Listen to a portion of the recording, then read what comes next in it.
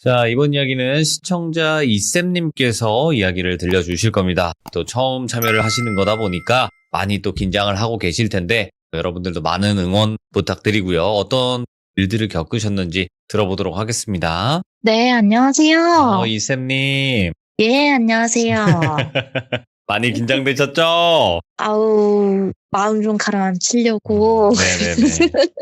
그냥 괜히 쇼핑몰 들어가서 만지작 하고 있었습니다. 잘하셨어요. 그리고 지금 이 공간에는 저희 둘밖에 없다 이렇게 생각하시고 편하게 해주세요. 제가 뭐 욕을 할 일은 없지 않습니까? 아, 네. 네, 편하게 있었던 일 그대로 들려주시면 되고 오늘 해주실 이야기는 사실상 무거운 주제이기도 해요. 이쌤님에게는. 예. 굉장히 또 무거운 주제이기도 하고 또 많은 분들에게는 어떤 분들에게는 용기를 줄 수 있는 또 한 가지 이야기가 될 수도 있거든요.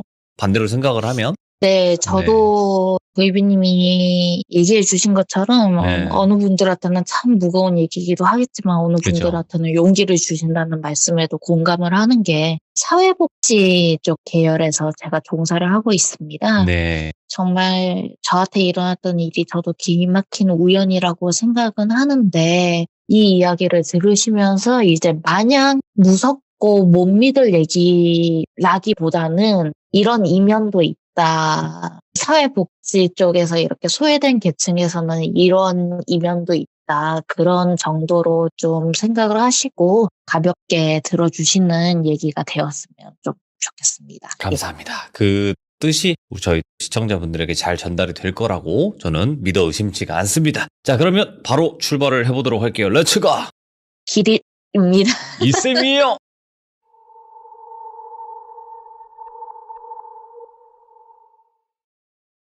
때가 3년 전이었어요. 네. 지금으로부터 딱 3년 전이었고요.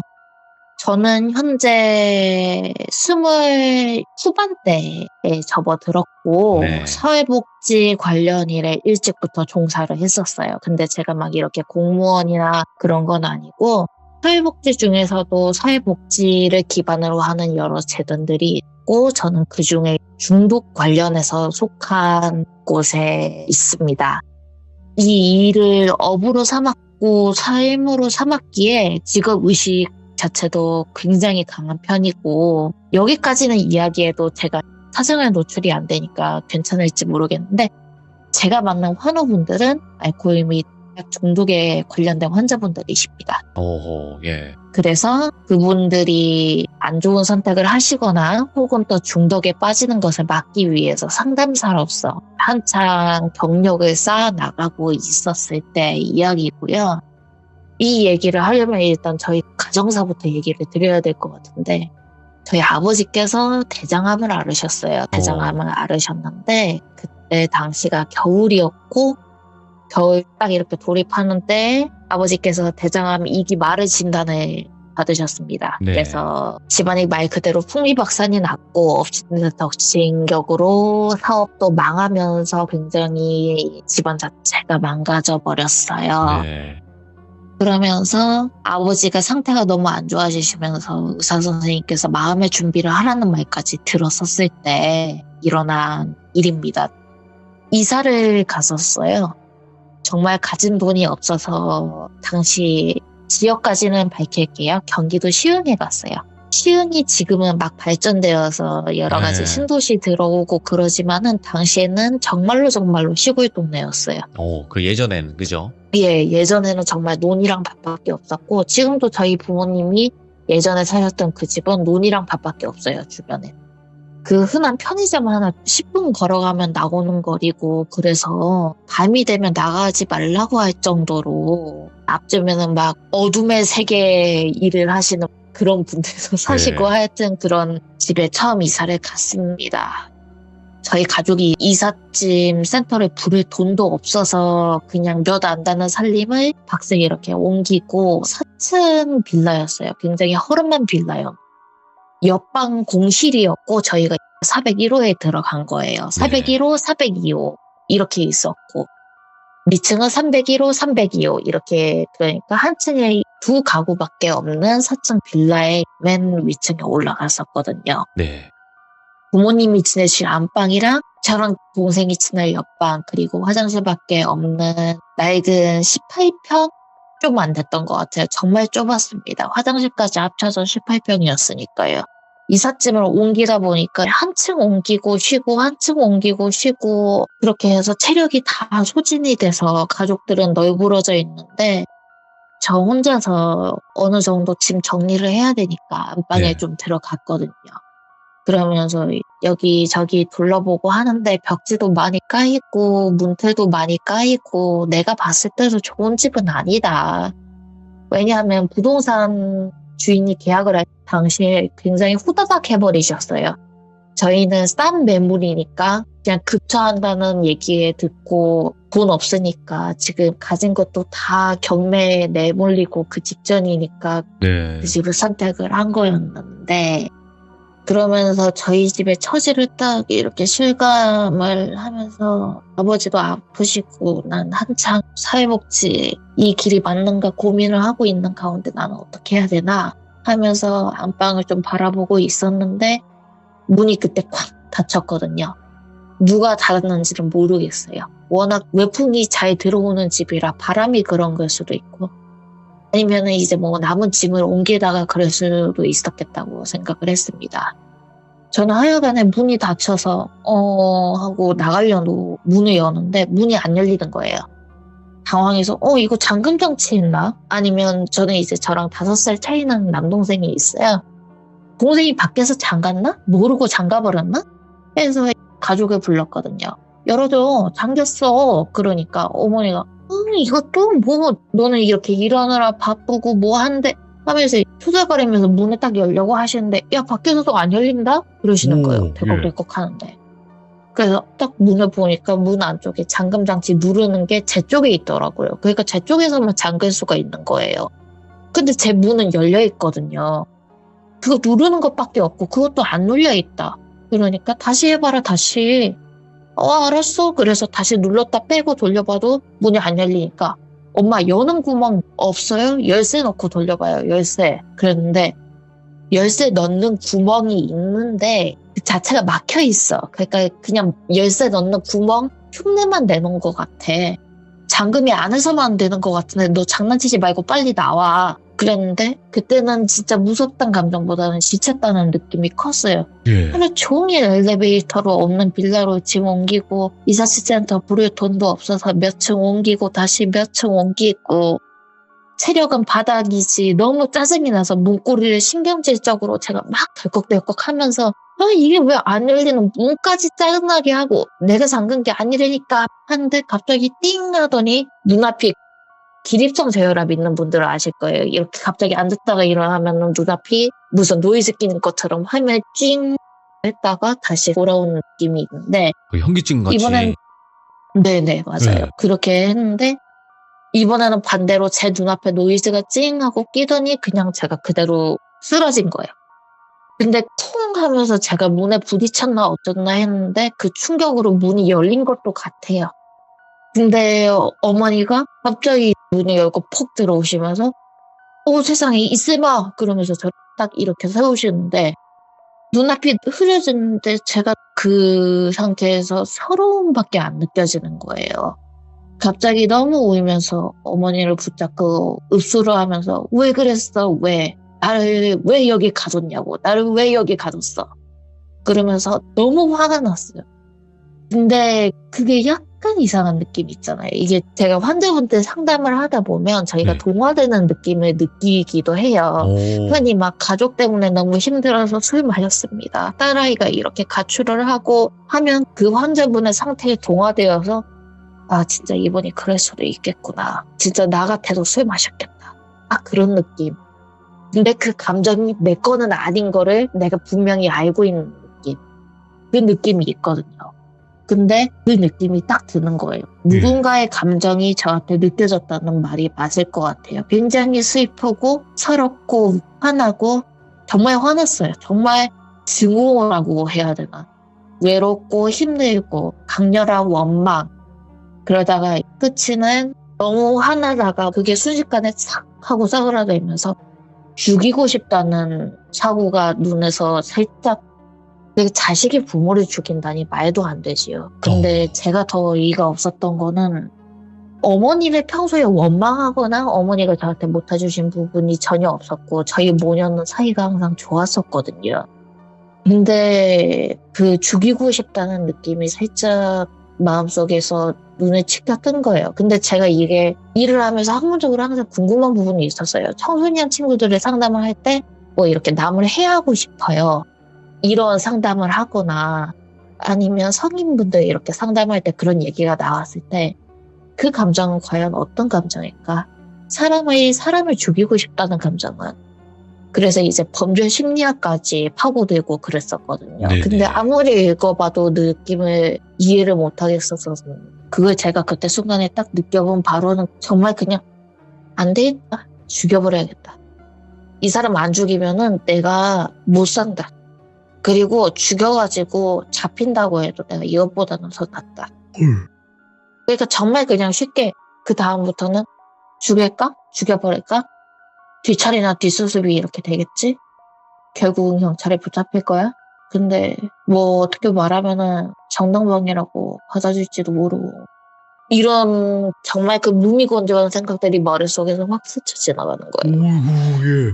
그래서 그날은 제가 어머니를 밀쳤어요. 그냥 밀치고는 스스로 갑자기 그런 생각이 들은 제가 제정신이 아니라고 느꼈고 최근에 아버지가 아프시니까 제가 일을 좀 더 열심히 한 부분이 있었어요. 일을 하고 일이 끝나서도 이제 알바를 하러 가고 어떻게든 집안에 돈을 끌어모으려고 노력을 하다가 상담까지 하다가 보니 너무 우리 환우분들의 감정에 서글픈 마음에 동화가 된 거다.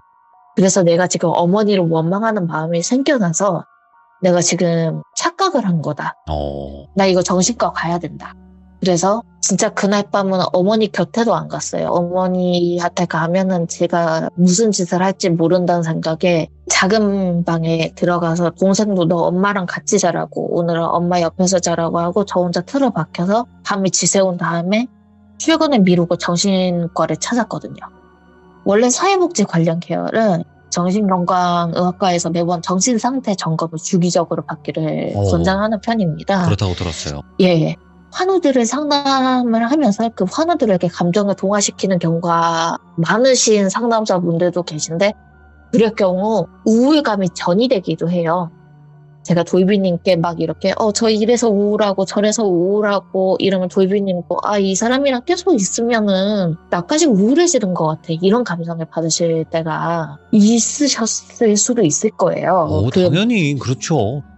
네, 그런 것처럼 계속해서 그렇게 극단적인 상황들을 상담을 하게 되다 보면은 너무 그 환자분들의 사고에 동화되어서 그렇게 얘기를 하거나 혹은 정말 사고가 극으로 치닫는 경우가 발생을 하기도 때문에 일단은 저희만 그런지는 모르겠어요. 저희 재단만 그런지는 모르겠는데 일단 정신과에서 할 수 있는 모든 성격 유형 검사부터 시작해서 두뇌 정기 자극 뭐 할 수 있는 수면 다운 검사 대학병원 거기까지 해서 며칠간 휴가를 내고 그거를 다 했던 것 같아요.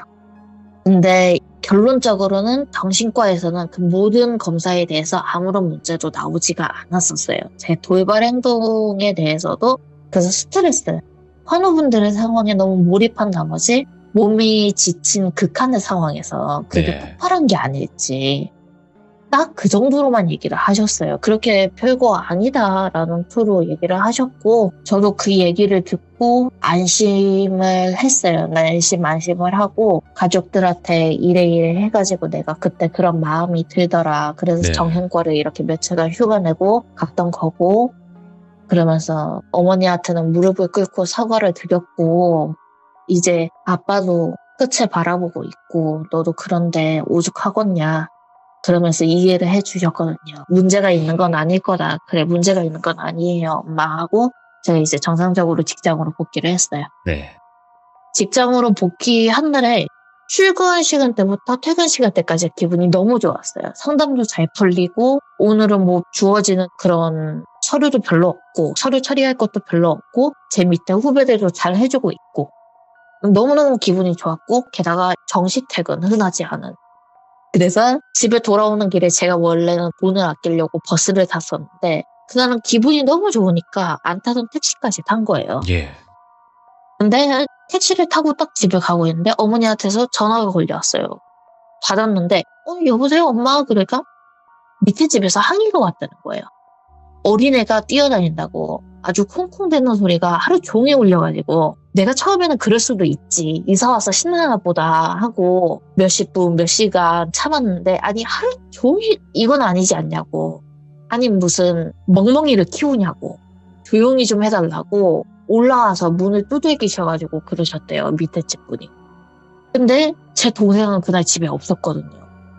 얘는 그리고 저랑 5살 차이가 나요. 제가 그때 당시에 20대 중반이었으니까 걔가 20대 초반. 20대 초반이 신나서 집에서 그것도 하루 종일 뛰어다닌다는 것도 말이 안 되고. 어머니는 아버지 다치기 딱 1년 전에 자전거를 타고 출근을 하시다가 자전거가 보도블럭 튀어나온 곳에 걸려서 고혈관이 부서지셨고 인공뼈랑 철근을 박을 정도로 큰 수술을 하셨어요. 뛰기는커녕 걷지도 못해요. 다리를 질질 끌고 걸으세요. 지금까지도. 게다가 저희 집에 개랑 고양이도 한 마리도 없어요. 안 키웠어요. 네. 조그만 앵무새가 하나 있어요. 앵무새는 뭐 정말 한 날아다니는데. 손에 들어오는 그런 앵무새. 몸무게 50g 넘으면 살쪘다고 판단되는 그런 종인 앵무새 친구가 하나 있어요. 아버지 병원에 계시고 간병인이 계속 보고 있고요. 누가 콩콩 걸었다는 거야? 엄마 누가 콩콩거렸다는 거야? 우리 집에 콩콩거릴 사람이 없잖아. 그러니까 모르겠다. 하여간에 그렇게 항의하는데 집안이랑 내 목발 보더니 좀 놀라긴 하더라 아줌마가. 그래서 엄마 요즘 층간소음이 꼭 아랫집 윗집 이렇게 되지 않더라. 옆집에서 울리는 거를 착각하기도 한다. 잘은 모르지만 뭐 옆집에서나 누가 뛰었나 보지. 잘 해결됐어? 엄마는 괜찮아? 그러니까 괜찮다. 얼른 와라. 그러면서 지친 목소리로 얘기를 하시더라고요. 어머니가 걱정되어서 기사님 집안에 좀 일이 벌어진 것 같은데 빨리 좀 가주시라고 더 얹어드릴 테니까 빨리 좀 가주시라고 그렇게 해서 진짜 그럴 정도로 저희 모녀 사이가 좋았어요. 이 부분은 그러네요. 나중에 얘기를 들으시면서 꼭 기억을 해주셨으면 좋겠어요. 네. 집에 도착을 했더니 예상외로 어머니도 좀 안정되셨고 평화로운 분위기여서 조용히 늦은 저녁을 어머니랑 오랜만에 같이 먹고 잠에 들었어요. 동생은 그날 하루 종일 집에 안 들어왔어요. 친구랑 같이 운동한다고. 군대 가는데 목표가 특전사래요. 그래서 집에 안 들어온다고 통보를 했고요. 어머니는 잘 시간이 되어서 안방. 저는 이제 끝방에서 자는데 그날 꿈이 굉장히 이상했어요. 제가 이 꿈이라는 걸 분명히 아는데 절벽에 떨어져 있는데 호랑이 4마리가 정말 호랑이 얼굴이 그렇게 끔찍하다고 생각을 해본 적이 없거든요. 그냥 다큐멘터리에서 봐도 호랑이는 멋있고 무속신앙에 나오는 호랑이만 봐도 되게 위험 있게 그려지고 근데 그 꿈에서는 정말 끔찍한 얼굴을 한 호랑이 4마리가 나와서 제 몸을 하나하나 먹는 거예요. 뜯어먹는 거예요? 예, 사지를 뜯어먹었어요. 제가 그게 꿈인 걸 알면서도 꿈에서 통증을 느껴보신 분들은 조금 공감할 법한 얘기이기도 한데 누가 아픈 것 같으면서도 안 아픈 것 같고 그러면서도 이 상황이 너무 싫으니까 빨리 깨고 싶은 거예요. 너무너무 괴로워하고 있는데 저를 그 위에서 절벽 위에서 단발머리를 하신 약간 나이대가 좀 앳돼 보였어요. 얘가 딱 봐도 학생인데 그냥 무서운 이야기에 나오는 것처럼 씩 웃는 것도 아니고 웃으면서 내려다보고 있는데 제가 꿈인 걸 알면서도 그 사람한테 빌 정도로 너무 공포에 질려서 살려주세요, 살려주세요. 정말 평소 살기 싫다는 입버릇이 있었거든요. 제가 뭐만 하면 에휴 살기 힘들다 살기 힘들어 그치? 아이 살기 싫어 이런 입버릇이 있는데 죽을 위기에 처하니까 꿈이란 걸 알게 되었어도 울면서 살려주세요 살려주세요 하고 빌게 되더라고요. 그럼요. 예. 근데 그 단발머리 아이? 여자? 소녀가 딱 맡겼어요. 그 소녀는 아무 말도 안 하는 거예요. 웃으면서 저를 딱 이렇게 내려다보다가 제가 온몸이 땀에 흠뻑 젖어서 꿈에서 딱 깬 거예요. 정신이 몽롱한 상태로 온몸은 흠뻑 젖어가지고는 여기서 자면은 그 꿈을 더 이어서 꿀지도 모른다는 생각에 어머니한테 갔어요. 어머니한테 가가지고 옆에 누웠는데 차마 장기혼을 못 이긴 거예요, 제가. 지금 자고 있는 어머니를 어떻게든 어머니 아픈 건 둘째치고 너무 무서워서 깨워보려고 했는데 몸이 몽롱하고 정신도 그러니까 뜻대로 되지도 않고 결국 기대듯이 잠이 들어버렸어요. 잠이 들어버렸는데 제가 어머니 옆에 눕고 제 옆에 공간이 있기는 있는데 네. 아무것도 없는 상태로 제가 누웠는데 뒤에서 누가 머리를 사락사락 이렇게 넘겨주는 거예요. 근데 정말로 따스함을 느꼈어요. 어떤 손이 막 쓰다듬으면서 사락사락 이렇게 넘겨주고 잠이 반쯤 든 상태로 예. 정면을 보고 누운 다음에 손으로 그냥 저도 왜 그랬는지 모르겠는데 그 사람이 손을 살짝 포기드려고요. 그래서 손을 딱 이렇게 잡았어요. 이제 손만 잡아봐도 알겠더라고요. 손이 매끈하고 조그맣고 약간 어른이 된 투박한 내 손하고는 조금 다른 느낌? 이거는 남자 손은 아니다. 그러다가 어머니가 저를 이렇게 딱 깨우신 거예요.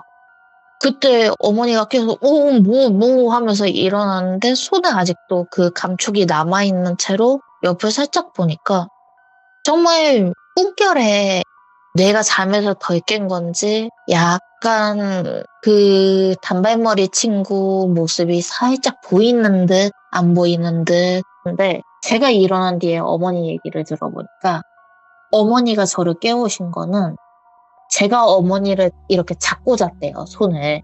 어머니 손을 잡고 자면서 평소 제 악력으로는 생각할 수 없을 정도로 짓누르듯이 꽉 이렇게 움켜잡더래요. 그러면서 엄마 살려줘, 살려줘, 엄마 나 지금 속고 있어. 엄마 나 좀 살려줘, 엄마 나 속고 있어. 그렇게 말했다는 거예요. 그래서 내가 너를 깨웠다. 네가 일단은 악몽을 꾸는 건 분명해 보이니까 내가 너를 깨웠다. 무슨 뭐 꿈 내용이 안 좋았냐? 뭐 아빠가 잘못되는 꿈 꿨어? 네, 엄마가 아빠 때문에 한참 불안할 때니까. 근데 저는 굉장히 편안함을 느끼면서 일어났는데 따스하고 편안하고 이게 무슨 엄마를 딱 이렇게 쳐다봤거든요. 이제 그때 제 모습은 머리가 다 헝클어지고 그냥 산발이 된 상태에서 아니 뭔 얘기를 하는 거예요. 하는데 어머니가 갑자기 제 뒤를 정말 사람이 질겁한 눈이 있잖아요. 뭐야? 공포에 찬 눈으로 딱 뒤를 쳐다보시더니 제 머리 끄댕이를 잡고 거의 끌어당기듯이 품을 탁 이렇게 안더니 못 뛰어가! 안 돼! 못 줘! 안 돼! 그러면서 악을 쓰시는 거예요. 그래서 저는 오빠 왜 그래? 아니 정신 좀 차려보라고. 왜 그러는데 왜 그래? 그러는데 저를 갑자기 껴안고는 그 다친 다리로 질질 끌면서 중간에 몇 번이나 저를 들고 가면서 저를 떨어뜨렸어요.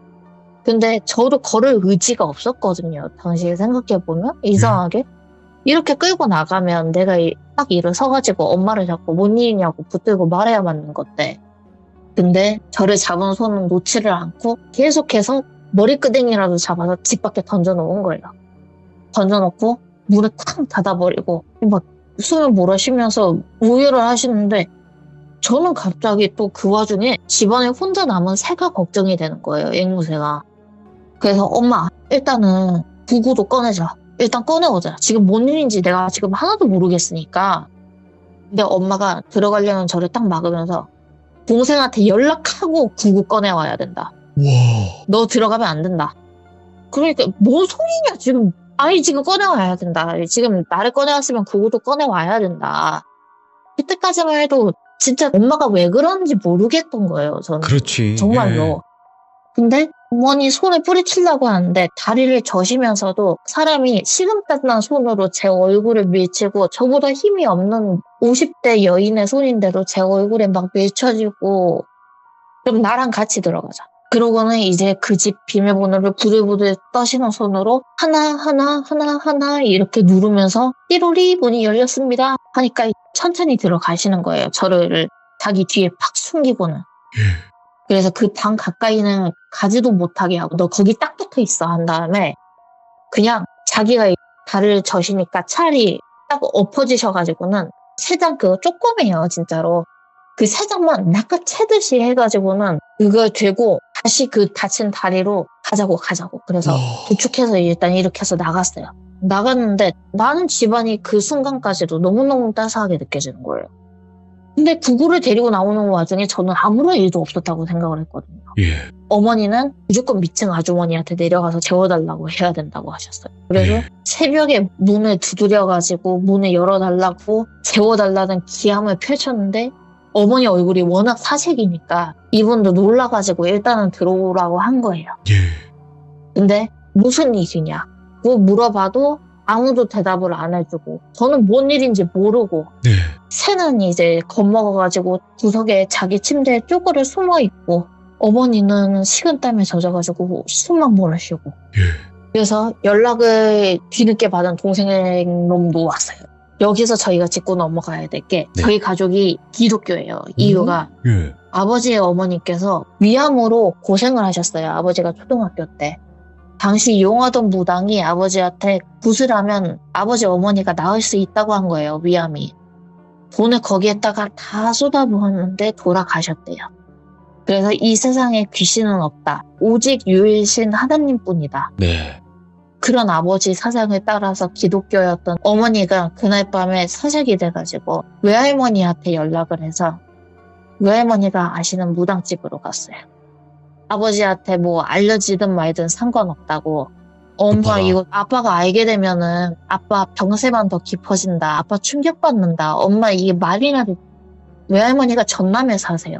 우리끼리만 내려가면 지금 차 태워줄 사람도 없고 차를 태워준다고 하더라도 8시간이 넘게 걸리는 거리를 어떻게 내려갈 건데 아빠가 무당집 간 거 알면은 기함을 하고 지금 무당집에 가야 될 게 아니고 우리는 정신병원에 가야 돼. 정신병원. 정신과에 가야 돼. 내가 봤을 때 엄마 지금 진료 받아야 돼. 엄마 딸이 지금 그쪽에서 일하잖아. 엄마 내 말 들어. 그랬는데 어머니가 너는 가만히 있어. 너는 속고 있는 거야. 호. 내 딸이 속고 있는 거라고 그랬어. 너 말하지 마. 그러고는 이제 그대로 외할머니한테 연락을 해서 무당집에 간 거예요. 저는 이제 계속 이해가 안 되니까 예. 현대의학의 최정점에 서서 일하시는 분들이 의사시고 간호사시고 간호조무사시고 그리고 저희 재단도 약간 꼽사리로 그 즈음에 껴들 수 있다고 생각을 하는 게 저희는 중독 환자분들을 치료를 하면서 그런 거에 대해서 중독될 수 있는 물질에 대해서 굉장히 깊게 배우거든요. 저는 어머니가 보이는 증세가 불안 증세 및 갑작스러운 발작 증세라고 생각했어요. 충분히 그렇게 생각할 수 있어요. 네. 근데 그때는 그 생각이 너무 확고해서 어머니를 정신병원에 일단은 입원을 시켜야 된다. 지금 가세가 이렇게 기울었는데 엄마마저 이러면 안 된다. 정신병원에 입원을 시켜야 된다. 내 논리가 맞다. 라고 생각을 하고 있었거든요. 근데 엄마가 그렇게 전화해가지고 자세하게는 이제 그 아주머니한테 자기를 방으로 데려가 달라고 하신 다음에 제가 못 들어오게 그 방 안에서 통화를 하셨어요. 네. 그 새벽에 가까이 살고 있는 삼촌이 달려온 거예요. 뭐라고 통화를 했길래 삼촌이 달려오냐고. 근데 엄마가 쟤 잡아가지고 앞좌석에 태우고 쟤 안전벨트를 맺히고 그러니까 누나 다리도 안 좋은데 아니 쟤를 네 옆에 태우고 쟤가 조수석에서 문 열 수 있냐? 문 열고 뛰어내릴 수 있냐? 뭐 이런 것들을 물어보시는 거예요. 그래서 엄마 진정하라고 나 그런 일 안 한다. 그랬더니 아니야. 네가 봐야 돼 삼촌이 그래서 알았다. 딱 그러고 이제 저희가 외할머니가 오래 알고 지내신다는 그 무당집으로 갔지요. 드디어 간다. 한 6시간, 7시간 정도를 말없이 차만 운전한 것 같아요. 중간에 휴게소 한번 들릴 법도 한데 화장실 가는 것도 엄마가 막으셨어요. 예. 너 내리면 안 된다고. 근데 저는 그때 휴게소에서 내려가지고 경찰에 신고를 해야 된다는 생각을 했어요. 지금 정상적으로 일이 돌아가고 있지가 않다, 지금. 지금 저렇게 공황 증세를 보이는 사람을 오래 방치해두면은 119를 불러야 될 상황이 올 수도 있다. 가뜩이나 다리도 수술을 하셔가지고 투여받을 수 있는 약물도 제한이 있으신 분인데 이건 안 된다. 지금이라도 빨리. 그래서 어떻게든 휴게소에서 저는 화장실을 간다는 핑계로 내리려고 하는데 목마르다고 해도 화장실을 간다고 해도 계속 운전하라고. 앞길에 차도 대지 말라고. 그래서 삼촌이 그러면은 누나 좀 이상하다 이럴 법도 한데 알았다고. 삼촌까지 왜 그러냐고 진짜로. 나 무시하냐고 왜 그러냐고 서러워서 막 오는데 지금 내가 보이는 행동이 미친처럼 보이나? 그 생각이 딱 드는 거예요. 네. 그래서 그때부터는 안 울고 이렇게 꿋꿋이 서가지고 백미러로 계속 어머니를 지켜봤어요. 근데 어머니가 제 눈에 벌벌 떨면서 못 쳐다보시는 거예요. 동생은 얼빠진 표정으로 저를 보고 있고. 그래서 너도 내가 이상해 보이냐? 동생한테 그러니까 동생이 아무 말도 안 하고 고개를 쓱 돌려버리는 거예요. 그 상태 그대로 표정이 굳어진 상태로 탁 이렇게 돌리는데 제가 그때 당시에 느끼기에는 너희 한심한 이걸로밖에 안 느껴졌어요. 이 가족들이 지금 다 합심해가지고 나를 몰아간다. 엄청난 피해의식이었죠. 나중에 전말을 알고 생각을 해보면. 근데 그때 당시에 저는 진짜로 그렇게 느꼈어요. 그래서 이 일이 어떻게든 끝내고 나면 휴대폰으로 전화를 해서 경찰에 신고를 해야겠다. 지금 달리고 있는 고속도로에서 이 사람들이 나를 안 믿어줄 때 휴대폰을 꺼내면 쉽사리 휴대폰을 뺏길 수도 있다. 그런 계산까지 한 거예요, 제가. 어쨌든 그렇게 6시간을 달려가지고 무당집을 딱 들어갔어요.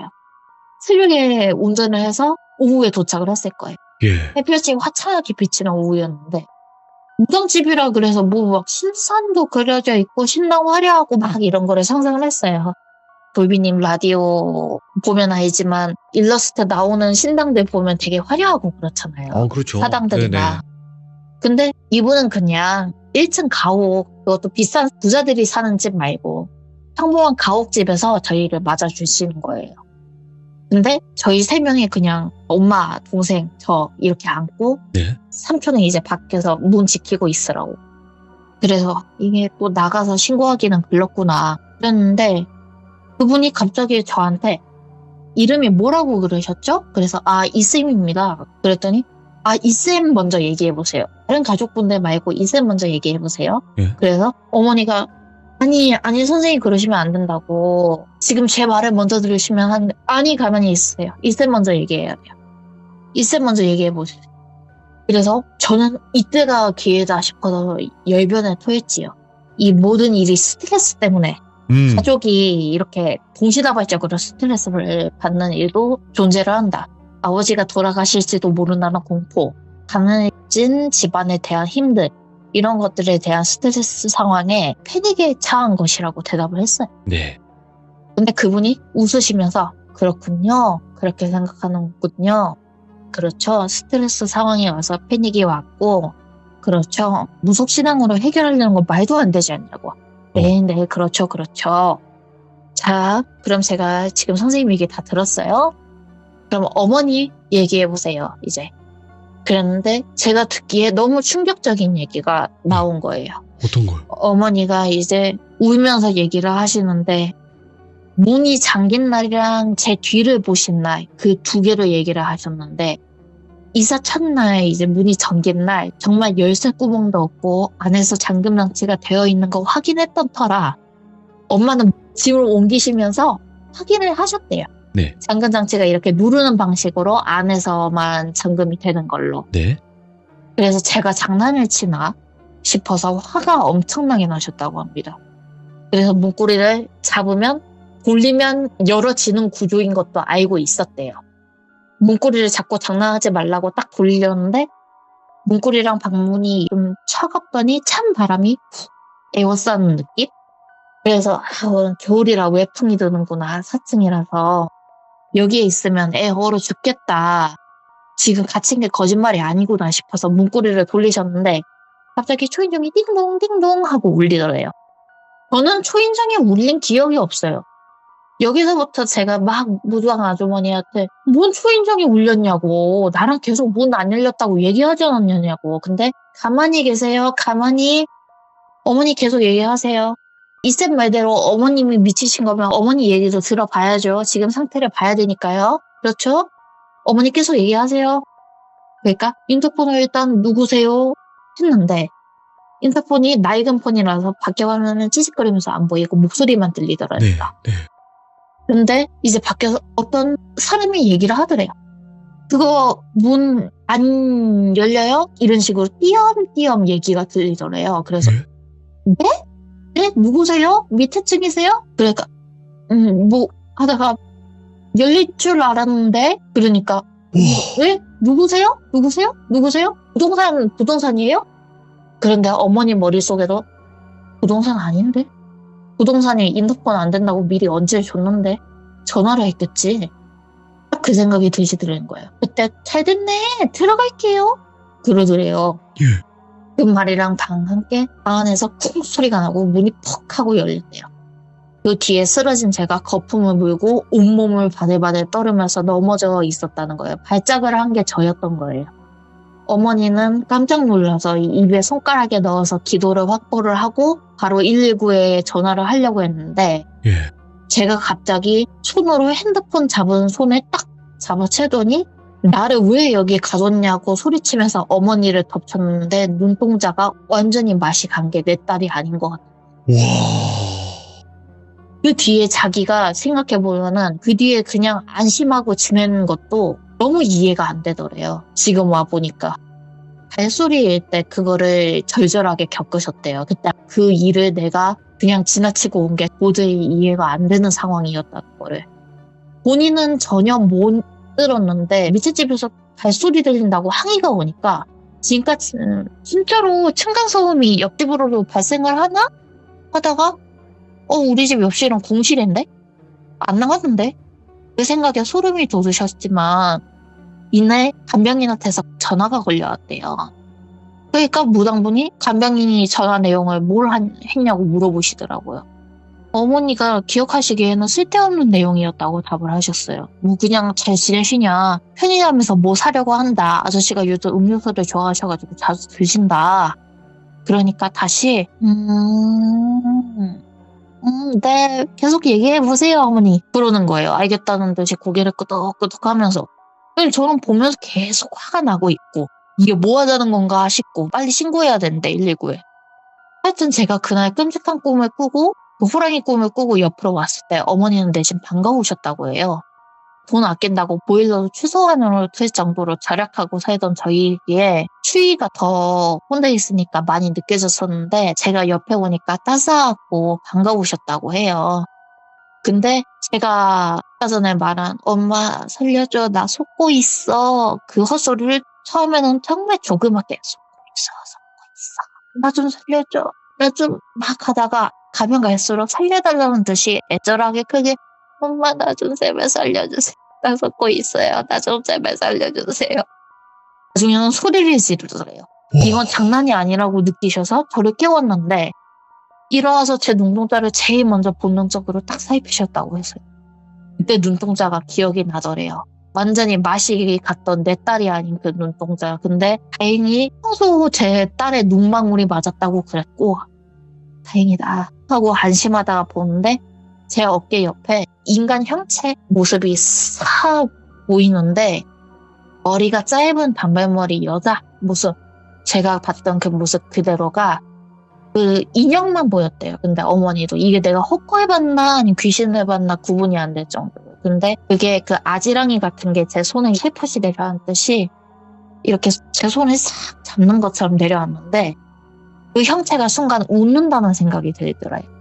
그러니까 어머니는 본능적으로 그 사람이 얘를 데려가려나 보다. 지금 내 눈앞에 보이는 게 뭔지는 몰라도 얘를 데려가려나 보다. 근데 그 웃는 순간에 제가 가까진 모습으로 죽는 모습이 뇌리를 스쳐갔다고 해요. 횡단보도에서 음주운전자가 운전하는 차에 치이거나 계단에서 출근한다고 했다가 구두굽이 걸려서 넘어져가지고 머리가 깨져 죽거나 어디에 부딪혀가지고 화장실 변기가 깨져서 막 입에서 저번처럼 똑같이 거품을 보글보글 발작을 해서 있어봐 그랬는데 그 상상들이 싹 지나가니까 머릿속으로 느낌이 뭐가 좋아? 그런 느낌이 딱 들더래요. 헐. 어떻게든 이 한 가지 방법으로는 죽겠구나. 얘가 지금 내 머리에 스쳐간 어느 방법으로든 뭐 차에 치여서 죽던 구두굽이 이렇게 끼어가지고 죽던 뭐 어떻게 죽던 간에 얘는 죽겠구나. 와, 그 여자가 그래서 그랬다는 저를 거죠? 살리시겠다는 일념 하나로 저를 집 밖으로 끌어낸 거고 사실 앵무새를 다시 데리고 나올 생각조차 못 했다고 하셨어요. 앵무새를 다시 데리고 나오는 것도 내키지 않았지만 이 앵무새 구구는 저희와 이미 8년을 넘게 함께한 반려조였고 가족이에요. 그쯤 되면 이제 가족을 버릴 수 없다는 생각에 데리고 나왔다고 했어요. 그리고 계속해서 내가 뭐 119에 신고를 해야 된다, 뭐 엄마한테 덤벼들고 이러니까 어머니가 동생한테 전화를 수차례 걸었대요. 근데 동생이 이제 옆에서 얘기하려는 전화가 왔다가 받으려면 끊어지고 전화하나? 아니면 중고폰이라 폰이 문제가 있나? 그래서 얘가 수십 통의 전화가 그렇게 걸려왔다 끊어지기를 반복을 하니까 이거 장난 아니다 싶어서 콜백을 했고 그제서야 울던 어머니랑 연락이 되어서 지가 허겁지겁 온 것이라고. 근데 저는 이상했어요. 정말 이상하다고 느꼈거든요. 가족들이 왜 이렇게 과민 반응을 하지? 그래서 가족들을 밀치고는 열심히 설명을 했어요. 내가 이쪽 계통에서 일을 해서 안다. 패닉이 와서 그런 거다. 전문 용어까지 구사하면서 뇌내 반응이 지금 어디에 미치는 영향이 어쩌고 저쩌고 어이구. 하면서 온갖 아는 체를 다 하면서 설명을 한 거예요. 가족이 미친 거라고. 정신병원에 신고해야 된다고 지금. 이거 빨리 치료 안 하면은 지금 이게 정상이라고 보시냐고. 선생님도 아시지 않냐고. 지금 동생도 검사받게 해야 된다. 일단 엄마는 확실하게 엄마는 집어넣어야 된다. 라고 얘기를 했대요. 가만히 웃으면서 들어주시더니 어머니랑 동생한테 조용하게 그냥 지금부터 제가 무슨 일을 하던 그때로 나서지 말고 가만히 계셔야 됩니다. 그 말 후에 제가 그대로 그냥 제 기억 속으로는 제가 많이 맞았어요. 머리채를 순간적으로 확 휘어잡혀가지고 싸대기도 맞고 정말로 싸대기라고밖에 표현을 할 수가 없었어요. 머리를 후려치듯이 맞고 발로 밟히고 야차 같은 얼굴로 정말 뭐라 욕을 하시는데 이씨 년이 어디서 어린애를 현혹해서 일가족을 네 가는 게 외롭다고 끌어가려고 해. 그곳서도 이러니 살았고 나서는 뻔하구나. 내가 어떻게든 너를 해주려고 했는데 널 보니 오히려 그렇게 하면 헌일도 하시겠다. 그러면서 계속해서 막 욕설이 계속 나오는 거예요. 예. 저를 막 꾸짖고 방 구석구석 끌고 다니면서 때리셨는데 제가 악을 쓰면서 덤벼들었거든요. 억울하다고. 너무 억울하다고. 억울해. 억울하다고. 아니 지금 내가 지금 미쳤냐고. 가족들이 헛소리 하는 거지 않냐고. 왜 내가 뭘 잘못했냐고. 내가 미쳤냐? 니들 다 정신병원에 처박아 버려야 돼. 그러는데 제가 거기에서 정신이 살짝 든 거예요. 예. 저는 정신병원에서 일을 주로 해요. 그런 만큼 거기에 어떤 환우분들이 계신지 알아요. 대부분 스스로의 중독 문제를 깨닫고 스스로 고치러 오신 분이거나 네. 아니면 원하지 않아서 오셨던 분이시더라도 절대로 매체에서 나오는 것만큼 사이코패스나 정말 나쁜 사람들이 가는 그런 곳이 아니란 걸 알아요. 그럼요. 예. 그래서 정말 매체에서 나오는 정신병원의 이미지와는 달리 정말 정갈하고 좋은 분들이 많으시거든요. 근데 그런 제가 정신병원에 처박아야 한다는 말을 했다? 할 때 정신이 확 든 거예요. 그런 사람들이 그런 말을 할 때 제가 제일 말렸거든요. 네. 그런 말 하지 말라고. 그때 순간적으로 무당 아주머니 말씀이 머릿속으로 들리는 것 같았어요. 너 자신을 찾으라고. 네가 맞다고.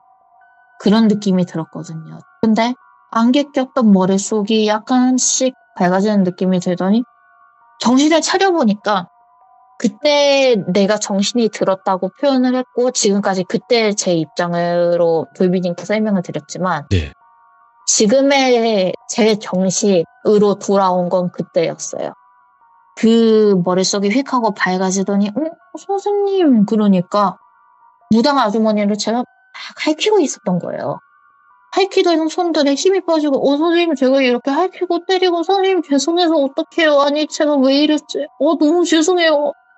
엄마 땡땡아 진짜 미안해. 막 그러면서 울기 시작하는데 저도 눈물이 마구 흐르면서 아니 제가 왜 이랬지 죄송해요. 그러니까 어머니가 아이고 그러면서 오열을 하시는 거예요. 형이 치면서 막 울고 남동생도 하다가 팍 껴안더라고요. 생전 그렇게 스킨십을 안 하던 애가. 근데 그 가운데에서 무당 아주머니가 저랑 남동생이 이렇게 부둥켜 안고 있는데 네. 거기서 우리 둘을 이렇게 저까지 좀 꼭 껴안아 주시면서 머리를 살살 쓰다듬어 주셨는데 그때 제가 느꼈어요. 그 귀신 같은 형체가 밤에 자면서 제 머리카락을 사락사락 넘겼다고 했잖아요. 네. 그게 따뜻하다고 느낀 게 착각이었고 속고 있다. 그거는 따뜻한 게 아니었구나. 저희가 일이 그렇게 마무리가 됐어요. 예. 저희 가족이 진정된 후에 무당 아주머니는 이제 당장 집주인에서 보는 앞에서 전화를 걸 것을 권하셨고, 저는 솔직히 그 후 일은 잘 몰라요. 왜냐면 당장에 그 옆에 계시던 어떤 다른 여성분 도움을 받아가지고 네. 다른 방으로 안방으로 들어갔더니 침대가 하나 나왔는데 그냥 안방인 것 같았어요. 거기서 자라고. 지금 잘하고 많이 피곤할 거라고. 그래서 아니 내가 이렇게 해놓고 죄송해서 어떻게 자냐고 그랬더니 괜찮다고 잘하고. 다 끝났어요. 다 끝났어요. 그래서 오랜만에 정말 단잠을 잔 거예요. 정말 제가 제일 좋아하는 꿈이 구름 위 둥실둥실 떠다니는 꿈인데 진짜 그 포실포실한 구름 위에서 예쁜 선녀님들이 이렇게 쓰담쓰담 이렇게 해주는 꿈이었는데 참 따뜻했거든요. 그래서 이제 그 뒷이야기를 제가 똑바로 못 말씀드려서 죄송한 면은 있는데 결과적으로 그 집은 딸이 하나 있었대요. 그리고 그 원래 아이를 이상한 곳. 굉장히 이른 나이에 출산한 부모가 살았었다고 합니다. 그러니까 부모는 30대인데 애가 오. 막 10대 중반이고.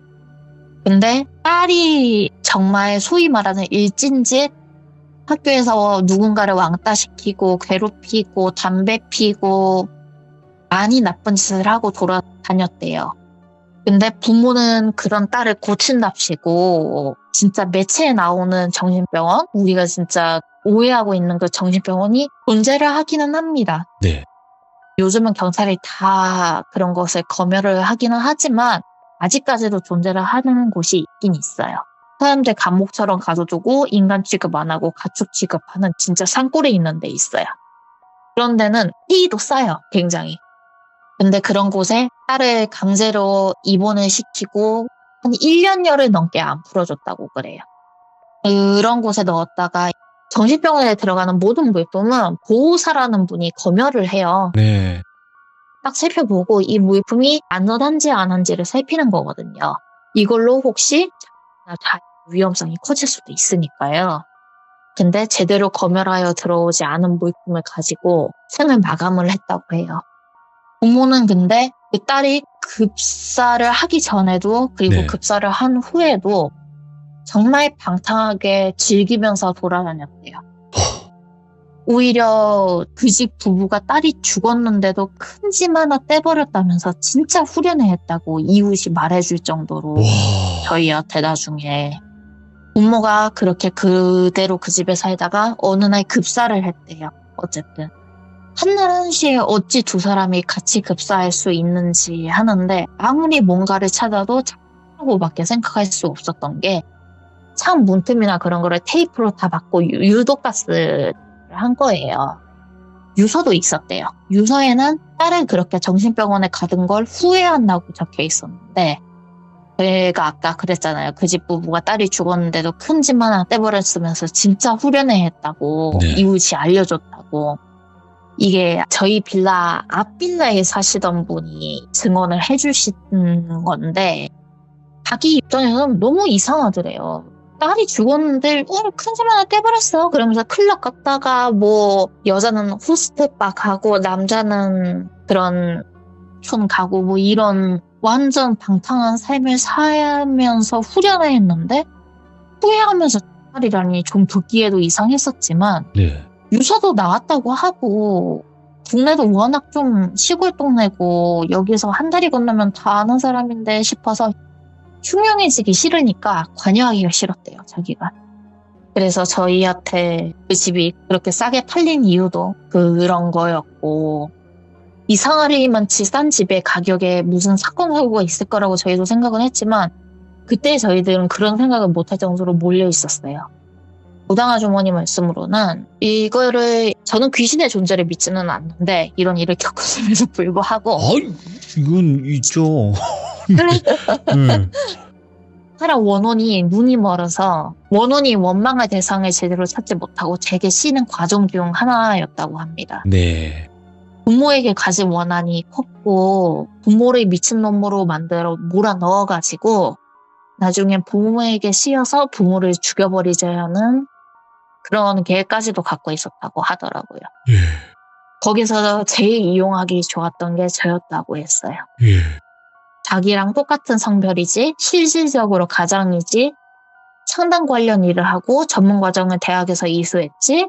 그리고 원혼인 죽은 곳과 관련된 일을 하니 제게 씌어서 가족을 풍비박산내게 원혼이 보기에 어찌 이보다 딱 들어맞는 애가 있었겠냐. 와. 상담사가 우리 가족이 이상합니다 라고 말할 정도면 그냥 예. 들어가는 건데 일반 보호자의 말로도 그렇게 설득력을 갖는데 상담사가 말하면은 그래서 저한테 씌어서 이 가족을 완전히 박살을 내버리고 다 죽여버리자. 예. 원한을 풀자는 게 목적이었다고 하는데 그렇게 얘기를 하셨어요. 초반에는 풀어주려고 하셨대요. 얘기 들어주고 좀 풀어주려고 했는데 가만 보니까 가진 생각이 괘씸해도 너무나도 괘씸하고 또 자기도 이 정도로 원한을 가지고 이 정도로 악해지지는 않는데 살아생전 어찌나 주위 사람들을 그렇게 괴롭히고 살았으면 예. 그 주위 사람들이 가진 원한이 쌓여서 그 업이 정말 많다고 하셨어요. 예. 그래서 저렇게 복수할 대상조차 이미 자기가 죽여버렸음에도 불구하고 친부모를 아마 친부모도 그렇게 씌어서 간 거라고 얘기를 하시더라고요.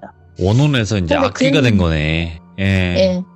저희는 뭐 딸이라는 얘기를 듣고 엄마는 맞아 하셨었는데 이제 저는 그때는 그랬겠구나. 친구 입장에서는. 다행히 초기 시인 상태로 와서 네가 본인이 가족을 생각하는 마음이 커서 이겨낼 수 있었다고 하는데 만약에 부모에게 비슷한 일을 당했거나 부모에게 원망을 한 톨이라도 갖고 있었으면 너무너무 어려웠을 거라고 했었어요. 네. 그 정도로 지금 복수를 할 대상을 찾아서 복수를 했음에도 불구하고 아직 못 죽였다고 생각을 하는 거예요. 자기 네. 생각으로는. 그쵸. 그러니까 또 그 집에 들어온 저희 가족을 또 이용을 하고 그 집에 또 들어오면 또 이용을 하고 근데 자기 힘으로는 천도를 해줄 수가 없대요. 네. 없앨 수도 없고. 그래서 저희 가족은 그 뒤에 아마 어머니가 무당 아주머니랑 보는 앞에서 집주인이랑 전화를 걸으셔서 네. 어찌저찌 얘기를 한 것 같아요. 근데 사건 사고가 있는 집은 계약전 꼭 고지해야 하며 고지하지 않을 시 계약 해지 대상에 등록이 된다고 저도 알고 있거든요. 그래서 계약을 해지하기는 쉬웠어요. 사람이 죽은 집이라고 얘기를 듣지는 않았거든요. 근데 일본만 그런 게 아닌가 보네요. 일단은 저희 집에서 그런 일이 있었다는 거를 얘기를 안 했고 아마 그게 법적으로 문제가 되는 내용이 아니었어도 저희 가족이 거기에서 당해서 지금 무당집까지 찾아왔다는 게 굉장히 그 집주인한테 제가 현실적으로 생각하기에는 큰 리스크로 다가왔을 거예요. 저희 집이 만약에 이 집 계약을 안 해주면은 저희 집은 뭐 집에 귀신이 씌었네 어쩌네 그러면서 안 갈 거고 그때 가서 저희 집이랑 억지로 계약을 해지를 해주더라도 다른 사람들이 소문 듣고 들어오기나 하겠냐 그런 마음에 해지를 해준 것도 같아요. 그리고 너무 싸기도 너무 쌌어요 솔직히. 다른 집으로 이사를 갔어요. 결국 대출을 끼고 이사를 갔고 네. 그 전 집보다 더 좁았어요. 끼고 가도 더 좁았는데 그런 일은 없었고 아버지 용태도 그 뒤로는 점점 좋아지셔서 지금 완치 판정을 받으시고 오. 5년이 지나야 진정한 완치 판정이시지만 어쨌든 다 떼어내고 이제 항암까지는 다 마치셨습니다. 예. 직장 잘 다니고 계시고 저도 제 할 일 열심히 잘하고 승진하고 있고 그런 상태입니다. 아이고. 당시에 저희 어머니가 곁들이자면 참고로 저희 어머니가 간병인의 쓸데없는 전화를 받거나 동생 전화가 끊어지고 이런 일들은 원한귀가 그러니까 귀신이 간병인 선생님마저 조정을 할 수 있어. 귀신은 뭐든지 다 할 수 있어. 이런 게 아니고 저희 가족에게 일어나는 이상한 일들을 눈치채지 못하게 하려고 일부러 신경을 돌리려고 한 게 크다고 하셨어요. 그러니까 일부러 전화 벨소리에 더 집중을 하게 한다든지 유난히 외풍이 불어와서 지금 이 집을 나가야 되나 고민을 하고 있을 때 창문을 닫게 만든다든지 일단 움직이게 해서 머릿속에서 그 생각을 지워버리는 거예요. 그러면 이 사람들이 이제 그래 내 처지가 이런데 어디로 가겠어. 그러면 다 걸려들었다고 좋아하는 거. 그러니까 귀신이 간병인 선생님한테 영향을 미쳤다기보다는 그때 네. 관심을 핸드폰으로 돌리거나 관련된 생각을 할 때 다른 것을 현혹하는 식으로. 국성에서도 현혹되지 말라고 그러는데 현혹되지 마. 진짜. 그 말이 예. 진짜 마음속에 와서 박혔었어요. 결국 어떻게 보면은 제가 현혹되어서 생긴 일이었고, 이 모든 일이. 스스로 이제 맞춰보자면, 네. 이 일을 생각할 때마다 가족들은 참 무서워해요. 누나가 그렇게 눈빛이 변했다, 뭐 어머니는 분명히 귀신이었다. 그 문제에 대해서는 아버지와도 주장을 굽히지 않으세요. 절대로. 근데 저는 이 일을 생각할 때마다 무서움보다는 참 많이 안타까워요. 무서움은 제가 막 이렇게 무당 아주머니랑 핥히고 어머니랑 동생한테 보여준 모습, 저한테 당한 피해를 입으신 분들이 네. 느껴야 하는 것이겠고, 저는 사실 그런 생각이 드는 거죠. 그 학생이 저를 만났더라면, 과거의 잘못을 속죄하고 나랑 이야기하고 극단적인 선택까지 가지 않았더라면, 네. 저는 제가 맡은 담당 환우들을 끝까지 돌보기로 되게 유명하거든요. 오. 스스로도 그 점을 자부해요. 네. 그 점을 밀어붙이고, 그런 만큼 그 일을 문득 떠올릴 때가 있어요. 청소년 친구들을 상담사로서 마주하게 되면, 네. 특히나 단발머리 친구들 마주하게 되면 많이 떠올려요. 날 살아 생전에 네가 만났다면, 그렇게까지 큰 원한을 가지고 날로 직접 그렇게 행동하기까지 절대 가벼운 마음가짐으로 갈 수 없음을, 나도 우리 어머니, 아버지가 그렇게 거의 죽을 뻔하시고 선고일 받고 뭐하고 이런 일들이 겹치니까 나도 그런 거를 선택을 해볼지 말지 고민을 해봤었던 입장으로서 충분히 공감할 수 있는 부분이었기 때문에, 네. 네가 살아 생전에 나를 만났더라면 네가 한 잘못들을 반성하고 사죄하고 원한 귀, 악귀 말씀하신 그게 되지는 않았을까. 그런 아쉬움이 남는 거죠. 예. 네. 그리고 마지막에 이런 얘기가 좀 용두사미격으로 결론을 맺은 것 같아서 저도 얘기하고 나니까 후련하기도 하고 좀 쑥스럽기도 한데요. 근데 이게 귀신 얘기를 직접 겪어보신 분들은, 시달려 보신 분들은 아마 그러실 거예요. 이 당사자는, 홀린 당사자, 현혹된 당사자는 잘 몰라요. 어떤 일이 네, 일어났는지. 맞아요. 주위 사람들이 전해주는 공포감이 아마 배로 클 거예요. 그게 만약에 영상 같은 걸로 남아있더라면 더 무서울 거고요. 네, 맞아요. 저희 어머니가 이제 이 얘기를 자기가 외가에 가서 종종 푸시는데, 제가 들으면 저런 일이 있었다고? 이거 영화로 내도 되겠는데 진짜 그 생각을 할 정도로 두려워요. 와, 잠깐만. 일단은 모든 이야기가 끝이 났는데 소름 끼치는 포인트들이 확실히 있었어요. 근데 이제 이야기 하시다 보면 또 넘어가는 것도 있고 하지만, 아까 그 무당분한테 우울하다고 얘기하는 장면 때 춥다 추워도 있었어요. 예, 그게. 네. 근데 그거를 빼고 얘기를 하셨단 말이에요. 일부러 그러신 걸까요? 어떻게 딱 알아채 주시고. 예. 이게 왜냐면 지금 현재 괜찮은 선에서만 저도 말씀을 드릴 거고요. 정신병원은 중앙난방 시스템이 기본입니다. 그래서 각 방역 온도를 환우들에게 맞게 설정해 줄 수 없으며, 환우들이 난동을 피우는 환우가 있을 경우에 간호사들의 재량으로 안정실이라는 자그마한 독방에 집어넣는데, 그 독방의 온도가 이루 말할 수 없이 겨울에는 정말 그냥 병원 침대 딱딱한 거 그거 하나랑 소변기 있어요. 소변 대변 거기에다 다 봐야 되고 정말 춥습니다. 용변도 보호사가 치워줘야 되고, 하여튼 그렇게 열악한 시설인 정신병원들이 아직도 참 많아요. 그래서 그 춥다 추워가 많이 추우셨을 거예요. 그런 산골 정신병원이었으면은 난방 같은 거 제대로 해줬을 리 만무하지요. 이런 도심에 있는데도 잘 찾아봐야지 있고, 대부분의 병원들은 해주지만 극소수의 병원들이 안 해주는 곳들이 있고, 이 부모가 딸을 집어넣은 곳은 달에 그때 돈으로 진짜 정말 얼마 되지도 않는 금액이었다고 하니 이웃이 말하기에도 액수를 자세하게 듣지는 못했지만 난방을 전체적으로 해줬을 리가 만무하지요. 야, 아마 춥다고 한 건 그것 때문이었을 거예요. 저는 추위를 정말 안 타는 체질이거든요. 그래서 이제 그 부분을 살짝 빼고 이야기를 하셨구나. 네, 아무래도 네. 정신병원에 대한 인식 자체가 좀 그려질 수 있을까봐 일부 정신병원은 그러합니다. 근데 그분은 아마 돌아가신 장소가 장소이시니만큼 더 추우셨을 것 같아요.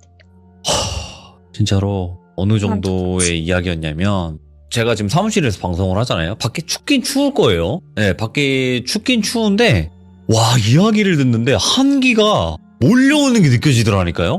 그렇게 추운 환경은 아니거든요, 지금. 그러니까 어느 정도냐면 내가 지금 방송하면서 느낄 정도였어요, 이거는. 진짜로. 이거 어떻게 표현해야 돼? 와.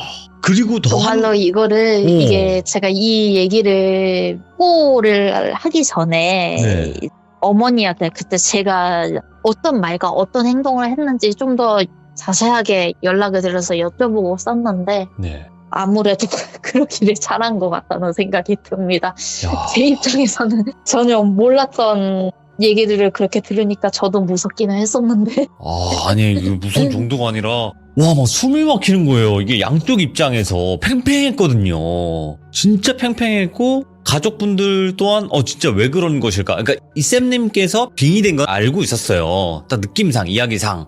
근데, 예. 도대체, 아니, 이렇게까지 얘기를 하시고, 이렇게 이성이 있는데, 뭐가 지금 빙의가 되어 있는 걸까? 왜 이렇게 너무나 팽팽한 걸까? 이런 생각이 굉장히 많이 들면서 도대체 뭘까라는 생각이 강력하게 드는 거예요. 이야, 진짜로. 여러분들께도 말씀드리면 비하인드가 있어요. 이쌤님이 오늘 안 하시려고 했어요. 그죠? 예, 맞습니다. 너무 떨려서 안 하려고 했었어요. 근데 제가 뭐라 그랬습니까, 이쌤님? 제가 뭐라 그랬습니까? 저 믿고 가시자고 했죠. 돌비님 한번 믿고 저 믿고 한번 가시죠 하셨습니다. 가시죠. 제가 왜 그렇게 말을 했겠습니까? 어차피 이야기 한번 시작하면 한번 터지게 되면 끊을 수가 없게 쫙 나와요. 어찌나 반응을 잘 해주시는지 얘기하다가 저도 목소리에 연기가 실리고 막 흐느끼는 연기가 실리고 뭐하고 진짜로.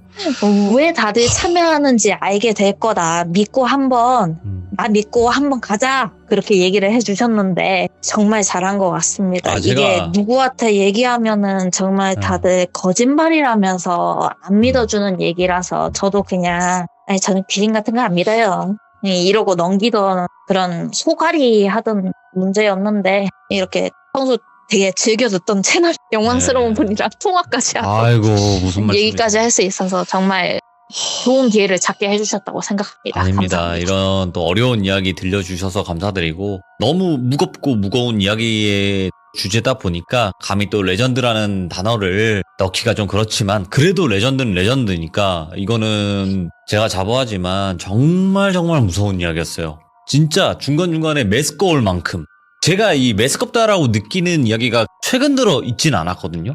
오랜만입니다. 정말 오랜만에 뭔가 이 메스꺼움을 줄 수 있는 이런 무서운 이야기 그리고 오한이 좀 드는 그런 이야기는 드물다고 저는 분명히 생각을 하기 때문에 이쌤님 너무너무 잘 해주셨고 이 이야기가 자칫 잘못하면 저희 시청자분들이나 많은 분들에게 전달이 안 됐을 수도 있었어요. 하지만 이거는 정말 잘 전달이 되었다고 저는 생각을 하기 때문에 너무너무 고생 많으셨습니다. 감사합니다. 출연할 수 있어서 영광이었습니다. 아닙니다. 감사합니다. 고맙습니다. 시청자로 찾아뵙겠습니다. 네, 고맙습니다. 예. 길게 얘기는 안 하겠습니다, 여러분들. 여러분들의 다양한 의견이 있겠죠? 이게 진짜 레전드고 무섭다. 아니다. 이건 뭐 그렇게 무섭지 않다. 뭐 여러 가지 각자만의 생각이 있겠죠. 하지만 이거는 제 개인적인 견해고 제 개인적인 생각으로는 진짜 제 기억 속에 오래 남을 레전드 이야기가 아닌가 생각을 합니다. 시청해주신 모든 분들 감사드립니다. 고맙습니다.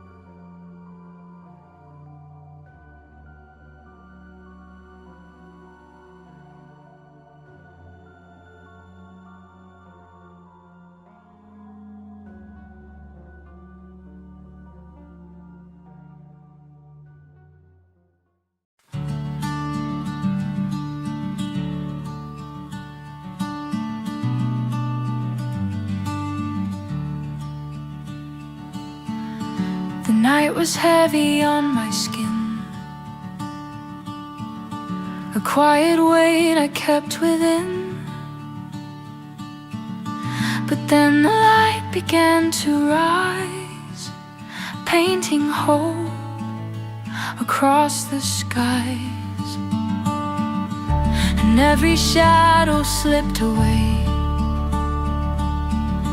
as gold unfolded in the day. I felt the warmth replace the cold, a brand new story to be told. In the golden breath of morning I'm reborn, every broken piece no longer torn, sunlight stitching through the space inside, turning all the darkness into light. In the golden breath of morning I can see every dream still waking up in me.